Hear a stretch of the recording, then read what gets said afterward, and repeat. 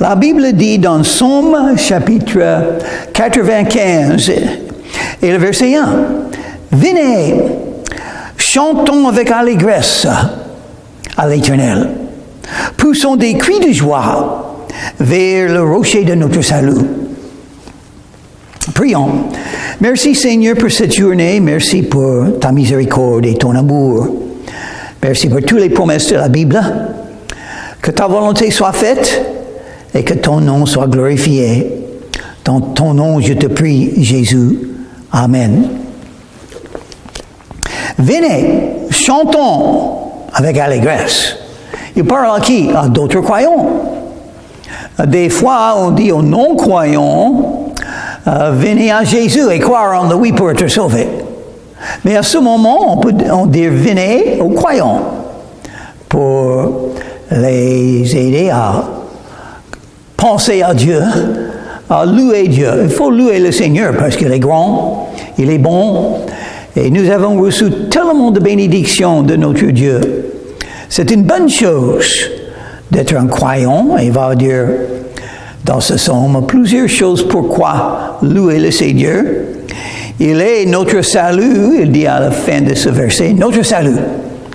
Il n'y a rien dans la vie qui est plus important que d'être sauvé. Vous êtes sauvé ou perdu. Si vous êtes sauvé, c'est par la grâce de Jésus. Romains chapitre 10 et le verset 13 dit, « Quiconque invoquera le nom du Seigneur sera sauvé. » Jésus est le nom du Seigneur et il est le sauveur. Il veut vous sauver. Il peut sauver tout le monde, mais il faut venir à lui. L'esprit et l'épouse disent, « Viens. » C'est ce que la Bible dit jusqu'à la fin, le dernier chapitre d'Apocalypse. Nous sommes là pour aider le Saint-Esprit d'appeler les gens à venir à Jésus et pour appeler les croyants de venir à Dieu pour le louer. Une raison, nous sommes là ensemble dans une assemblée de croyants, c'est pour louer le Seigneur ensemble. Ça, c'est la volonté de Dieu. C'est une des bénédictions d'être à des réunions des croyants. On est encouragé, on s'encourage, n'est-ce pas? On s'aime. Et on dit à l'un et l'autre, venez, chantons avec allégresse à l'Éternel. Il ne faut pas être triste. Il ne faut pas être opprimé, déprimé. Si on est croyant, il faut être heureux. Nous avons toutes les bénédictions de Dieu, toutes les promesses de la Bible. Nous avons un avenir étonnant dans le paradis. Et même sur la terre, le bon Dieu va nous faire de bonnes choses, n'est-ce pas? Il nous aime. Il est tout-puissant. Il exauce nos prières. Il est là avec nous. Il va tout faire, tout ce qu'il faut pour nous. Verset 2. Allons au-devant de lui avec des louanges. Faisons retentir des cantiques en son honneur. Des cantiques, oui, il faut chanter. La musique chrétienne. La musique qui est des louanges à Jésus. Quelque chose de très important, moi, je reconnais, j'ai pas beaucoup de capacité comme musicien, mais il y a des croyants qui sont. Et donc, ils ont beaucoup mieux que moi. Et ils nous aident beaucoup à louer le Seigneur, à chanter avec allégresse au Seigneur. La musique, c'est très important. Même la musique du monde, la musique d'amour, la musique de joie, la musique d'espérance, la musique de toutes les choses de la vie qui sont belles. La musique. Car l'Éternel est un grand Dieu. Il est grand, il est un grand roi au-dessus de tous les dieux. L'Éternel, il habite éternellement. Il donne la vie éternelle à tous ceux qui sont liés à lui, parfois en Jésus. Et il est grand, il est le plus puissant, il est au-dessus de tout, il décide de tout, il contrôle tout, il a un dessein et rien ne va empêcher son dessein à se réaliser, à s'accomplir. Donc, c'est une raison pour louer le Seigneur. Nous sommes bénis. Notre Dieu va nous guider. Nous serons là dès maintenant jusqu'à la fin des temps. On sera avec Dieu et il sera avec nous. Quel amour il nous a donné. Un amour éternel. Qu'est-ce qui peut nous séparer de l'amour de Christ? Rien du tout. Il tient dans sa main les profondeurs de la terre et les sommets des montagnes sont à lui. La mer est à lui. C'est lui qui l'a faite. La terre aussi, ses mains l'ont formée. Tous appartiennent à Dieu. C'est le message. Parce qu'il a tout créé. Il est l'auteur, il est le créateur. Au commencement, Dieu a créé le ciel et la terre. Donc, tous appartiennent à lui et il aime ce qu'il a créé. Il comprend ce qu'il a créé. Il regarde ce qu'il a créé. Et il a un plan, un dessein pour ce qu'il a créé, vous et moi. C'est bien d'entrer dans le dessein de Dieu. Ça, c'est étonnant, c'est merveilleux. Dieu, et de penser à ça, moi, un grand pécheur, qui ne mérite rien, mais Dieu a un dessein pour ma vie et il va l'accomplir. Et jusqu'à la fin de ma vie, je vais voir les miracles. Je vais voir la main de Dieu avec les yeux de foi. Je saurai que Dieu est là en train de tout faire, même les détresses, même les problèmes, même les difficultés. Dieu a une raison pour tout. Romains chapitre 8 et le verset 28. Nous savons que toutes choses concourent au bien de ceux qui aiment Dieu et de ceux qui sont les appelés selon son dessein. Venez, prosternons-nous et humilions-nous, fléchissons le genou devant l'Éternel, notre Créateur. Encore il dit, le même mot. Il commence verset 1 avec le mot « venez » et dit encore, verset 6, « venez ». Il parle aux croyants. Un des bénéfices d'être dans les réunions des croyants, c'est la communion fraternelle. Chaque croyant a le Saint-Esprit en lui ou en elle. Ils ont leur don d'esprit. Ils vont vous encourager, ils vont vous enseigner, ils vont vous aimer. Et vous serez beaucoup aidés par avoir la communion fraternelle, parce que vous allez pouvoir dire aux uns et aux autres, « Venez, prosternons-nous devant Dieu. » Il est grand, nous sommes petits, mais il nous aime. Un des bénéfices d'être un vrai croyant en Jésus, on a le moyen de ne pas être orgueilleux. Les êtres humains sont facilement orgueilleux. Ils pensent qu'ils savent beaucoup quand ils savent très peu. Quand on pense à Dieu, Dieu sait tout. Qu'est-ce que je sais? Moi, j'ai étudié la Bible 56 ans et 4 mois maintenant.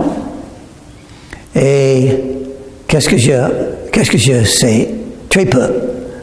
Donc, je peux étudier encore 56 ans et le résultat, je saurai très peu. Oui, j'ai étudié le grec et l'hébreu. J'ai lu tous les commentaires que j'ai pu trouver sur la Bible. J'ai lu la Bible de début jusqu'à fin, beaucoup de fois, en anglais et en français.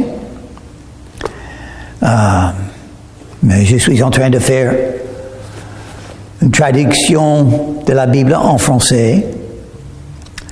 J'ai écrit un commentaire sur toute la Bible dans ma vie. Ça se trouve sur mon site d'Internet. Mais qu'est-ce que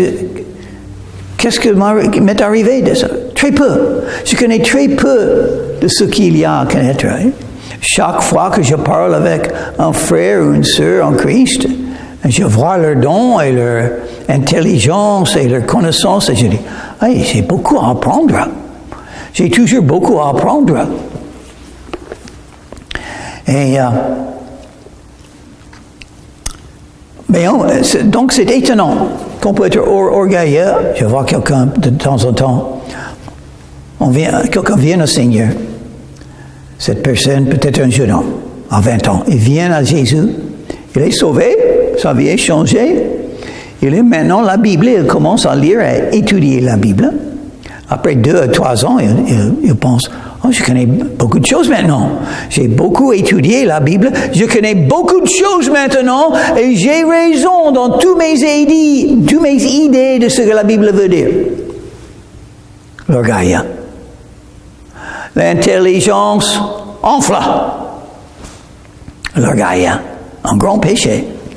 Mais si on se prosterne devant Dieu, si on dit en vérité, moi je suis petit et il est grand, il habite dans tout l'univers et moi je suis dans ce petit lieu, il sait tout, je connais très peu, il vivra éternellement sur la terre ma vie.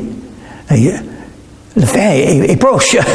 J'ai 76 ans, donc la fin de ma vie arrive.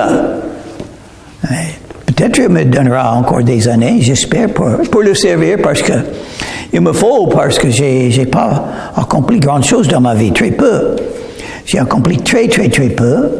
Les besoins sont grands, et qu'est-ce que j'ai fait pour aider les non-croyants, pour encourager les croyants? Pratiquement rien de tout.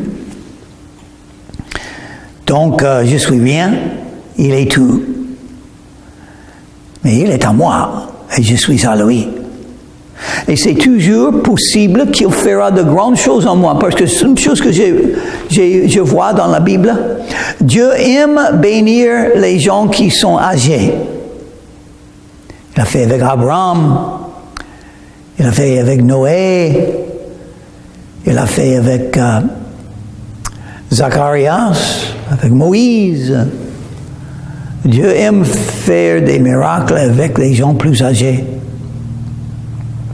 Pourquoi? Peut-être parce que quand on est plus âgé, on est plus humble. Peut-être on connaît un peu mieux comment avoir l'humilité dans sa vie. Peut-être. Peut-être parce qu'on est plus faible, on n'a plus la même force physique. On ne peut pas faire tout ce qu'on a fait il y a 40 ans, il y a 50 ans, quand on avait des 20 ans. Je n'ai plus mes 20 ans, et Dieu sait. Donc maintenant, il peut m'utiliser peut-être, parce que maintenant je sais aussi que je suis plus faible qu'avant. Et ça, c'est la réalité. Vous êtes faible. Même si vous avez 20 ans, vous êtes faible. En comparaison avec ce Dieu qui est un grand roi. Car il est notre Dieu. Et nous sommes le peuple de son pâturage. Ah, c'est bien ça. Le peuple de son pâturage.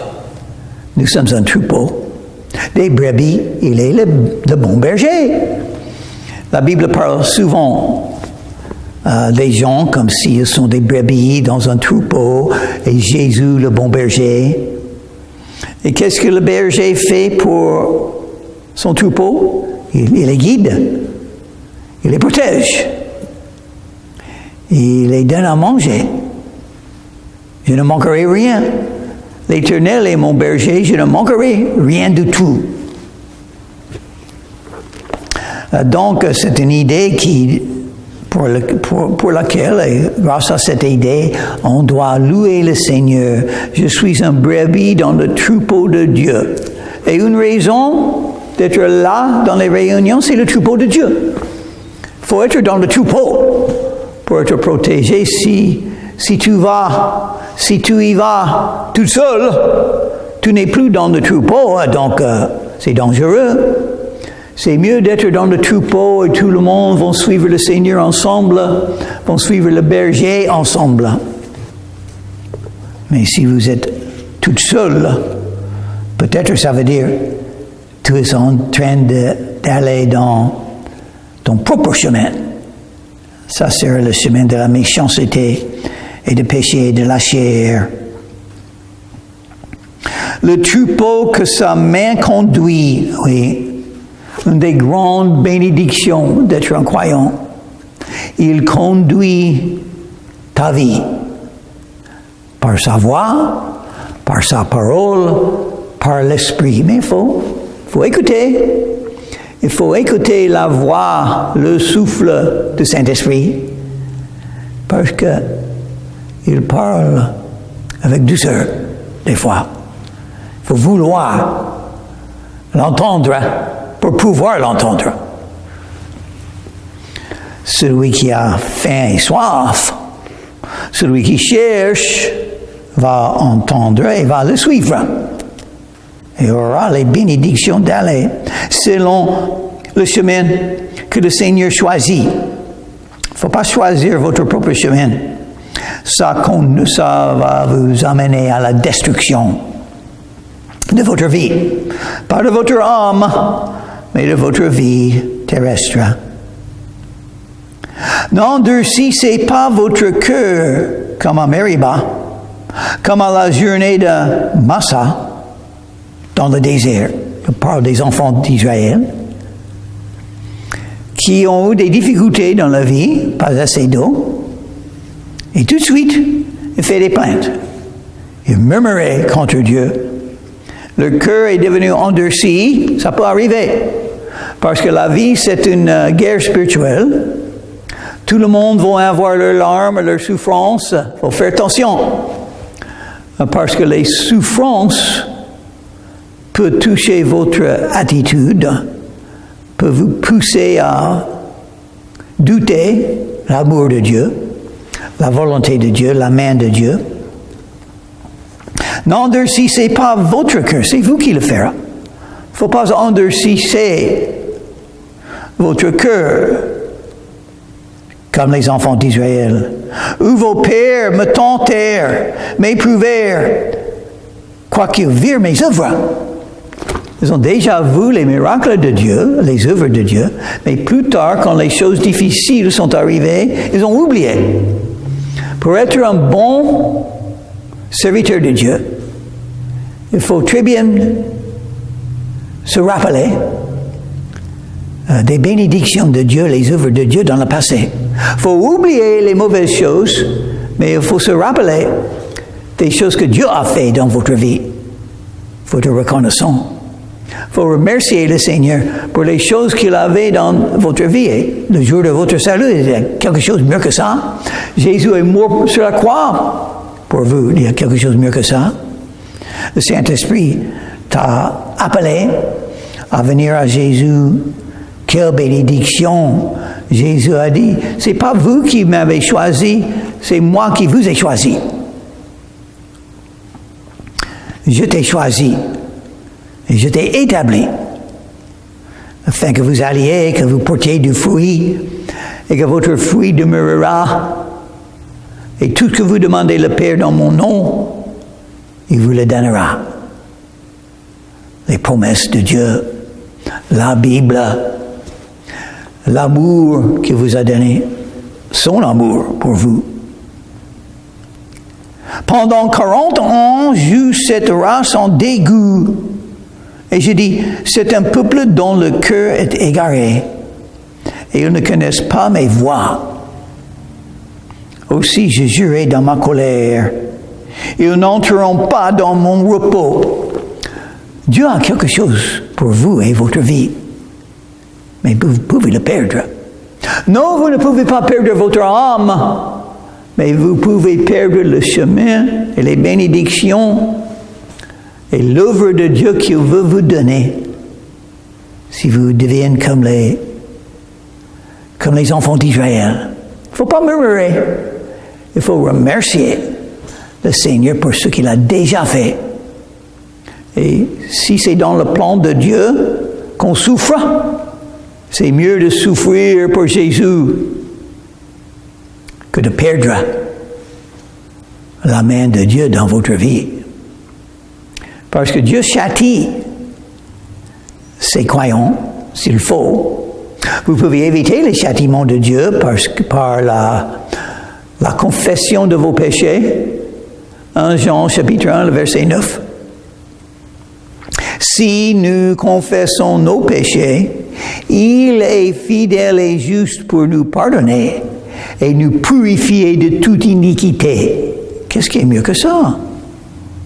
Si Il y a des croyants qui ne vont pas le faire. Donc, ils vont s'éloigner de Dieu. Ils vont rater.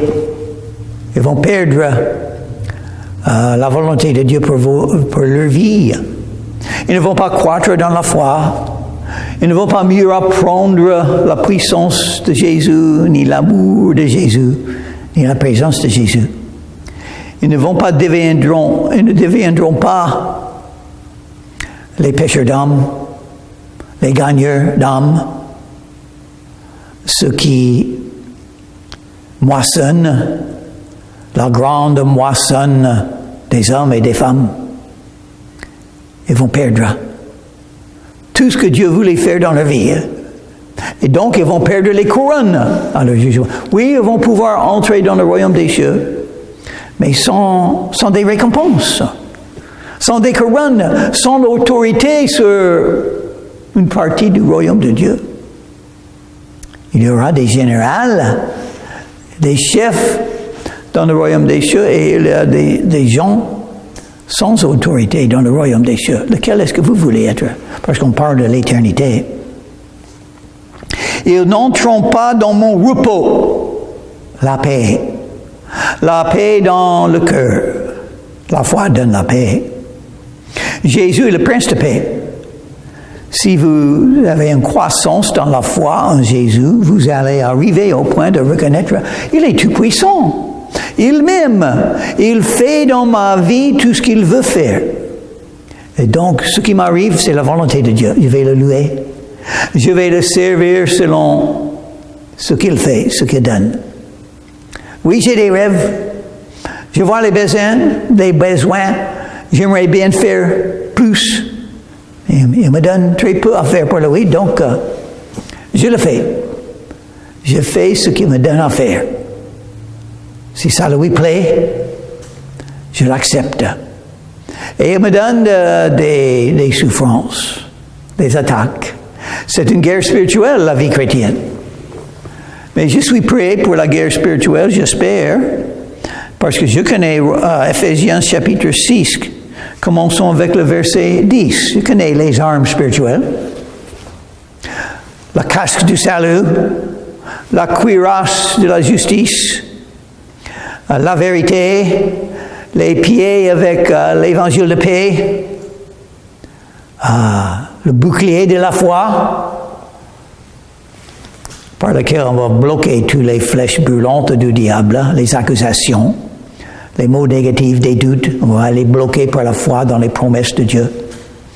Les paix du Seigneur, les paix de l'Esprit, qui est la parole de Dieu. Jésus a cité la Bible, c'est tout ce qu'il a fait. Quand il a été tenté par le diable, 3 fois, chaque fois Jésus a cité la Bible pour repousser le diable, pour résister le diable, et le diable est parti. Il ne pouvait rien faire contre Jésus parce que Jésus a cité la Bible. Les paix de l'Esprit. Très importante la Bible. On ne peut pas croître dans la foi sans la Bible. La Bible est vivante. La Bible est puissante. La Bible va vous encourager, va vous enseigner la voie de Dieu. L'Esprit de Dieu va utiliser la Bible dans votre cœur et dans vos pensées. Le mieux que vous connaissez la Bible, le mieux que vous allez pouvoir attaquer les ennemis spirituels, les battre, les vaincre. Et la prière. Il faut beaucoup prier. Parce que si on se confie dans le Seigneur, on prie le Seigneur. Seigneur, guide mes pas. Seigneur, pardonne mes péchés. Seigneur, que ta volonté soit faite. Seigneur, donne-moi plus d'amour. Seigneur, j'ai une décision à faire, que ta volonté soit faite. Donne-moi la sagesse. Seigneur, aide les autorités du pays, de la ville, les policiers, les protège, les aide. Donne-leur la sagesse. Sauve les âmes perdues. Guide mes pas. Aide-moi à être une lumière, un témoignage pour toi, Seigneur Jésus. Et tous les autres croyants, les malades, les pauvres, priez afin que les guerres puissent être terminées, qu'on puisse avoir la paix.